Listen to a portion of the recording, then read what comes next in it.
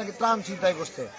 আমি বলতেছি যারা দূরে যেতে চায়নি সেই ট্রাকগুলো যারা জোর করে নিয়ে গেছে তারা মোটেও ত্রাণ ছিনতাইকারী না। এই বেইজ্জতি করবেন না। আমরা মাইকিং করছি যে আপনারা রাস্তার পাশে ত্রাণ দিয়েন না, আপনারা দূরে যান, একটু একটু ভিতরে যান, কেউ যায় না। তো ওইখানে জনপ্রতিনিধি যদি জোর করে একটা ট্রাক নিয়ে যায়, এটা ছিনতাই। আমি গত কয়েকদিন যাবত দেখতেছি। আমরা যখন এখানে কাজ করছি, এখানে বিএনপি জামাতের নেতৃবৃন্দ এত অমায়িক ব্যবহার করেছে যা চিন্তা করার বাইরে। আমাদের থাকার ব্যবস্থা করেছে, খাওয়ার ব্যবস্থা করেছে, আমাদের কষ্ট একটা, আমরা যারা ভলেন্টিয়ার আমাদের কষ্ট পেতে দেয়নি। কিন্তু দেখলাম তাদেরকে বেইজ্জতি করতেছে, তারা নাকি ত্রাণ ছিনতাই করছে। আমি বলতেছি যারা দূরে যেতে চায়নি সেই ট্রাকগুলো যারা জোর করে নিয়ে গেছে তারা মোটেও ত্রাণ ছিনতাইকারী না। এই বেইজ্জতি করবেন না। এই বেইজ্জতি যারা করবে তারা হলো বেদব। বেদব বন্যা কবলিত এলাকায় জোর করে যারা দুর্গম এলাকায় খাবার নিয়ে গেছে তাদেরকে ত্রাণ ছিনতাইকারী। যে সেনাবাহিনী এসে নাকি উদ্ধার করছে, সেনাবাহিনীকে জিজ্ঞাসা করেন ওই দুর্গম এলাকায় তারাও গেছে কিনা বলেন। হেলিকপ্টার থেকে তো গুলি করা হয়েছে, বড় বড় গুলি করা হয়েছে, টিয়ার শেল মারা হয়েছে। আমরা দেখছি সেই বড় বড় কার্গো হেলিকপ্টারগুলো কই, সেগুলো থেকে হেলিকপ্টারের পরিবর্তে ত্রাণ কেন পড়লো না বলেন। যে হেলিকপ্টার থেকে টিয়ার শেল ছুঁছে সেই বড় বড় হেলিকপ্টারগুলো, সামরিক হেলিকপ্টারগুলো কতটা ব্যবহার করেছে দুর্গম এলাকায় জিজ্ঞাসা করছি। দোষ দিলে অনেক দোষ দেওয়া যায়। রাজনৈতিক কর্মীদের খালি দোষ ধরে, নিন্দা করছে।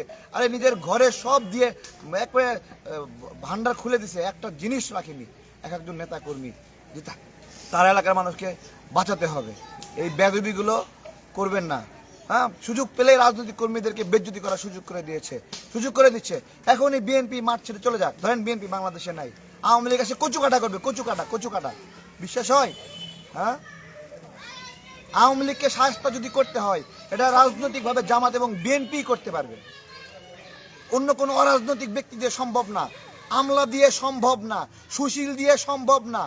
অলরেডি বলা শুরু করছে, আওয়ামী লীগকে পৃষ্ঠপোষকতা শুরু করছে, আওয়ামী লীগকে পুনরুজ্জীবিত করা শুরু করছে।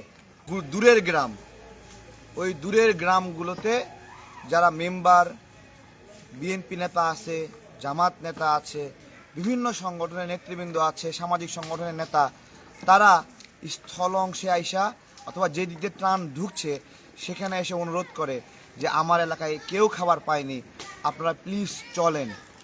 তো স্বাভাবিকভাবে ওই এলাকার যখন নাম শুনে, যখন শোনে ওই এলাকায় খুবই দুর্গম, যাওয়া যাবে না, তখন কোনো ট্রাকই সে এলাকায় যেতে চায় না।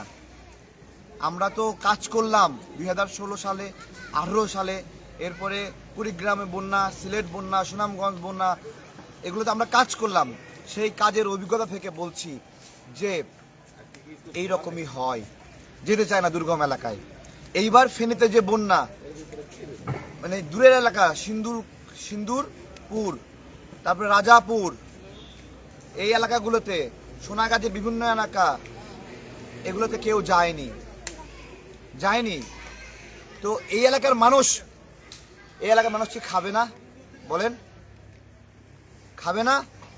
তা এই এলাকার যারা জনপ্রতিনিধি, এদের কাজ কি? মেম্বারের কাজ কি? বিএনপি নেতার কাজ কি? জামাত নেতার কাজ কি? যে এলাকার মানুষ খেতে পারছে না, দূরে গিয়ে হলেও, জোর করে হলেও সেখান থেকে খাবার নিয়ে আসা ওদের অধিকার।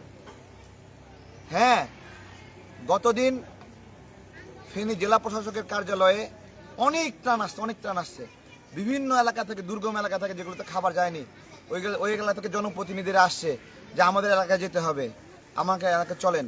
কিন্তু ছাত্ররা, সামাজিক সংগঠনরা সেখানে যেতে চায় না। ওই যে শুনছে যে ওইখানে কোমর পানি, যেতে চায় না। এখন ওই এলাকার জনপ্রতিনিধি, বিএনপি নেতা যদি জোর করে খাবার নিয়ে যায়, তাহলে সেটা মানে হলো সন্ত্রাসী কার্যক্রম, সেটা কি ত্রাণ ছিনতাই, নাকি সেটা হিরোইজম? আপনারা বলবেন আমাকে, বলেন। আমাদের নিজেদের গাড়ি আমার হাতে পায়ে ধরছে যে ভাই চলেন সিন্দুরপুর চলেন।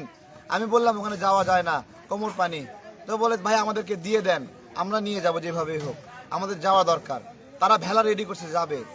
তারপরে চিন্তা করলাম যে কোনো গাড়ি যাবে না, বলতেছে ট্রাক্টর যাবে। পরে আমাদের ট্রাক পরিবর্তন করে বড় হলার ট্রাক্টর, যেগুলো বড় বড় চাকা, সেই ট্রাক্টর ভাড়া নিলাম বেশি টাকা দিয়ে, সেটা নিয়ে আমরা রাজাপুর সেগুলো গেলাম। ওইদিকে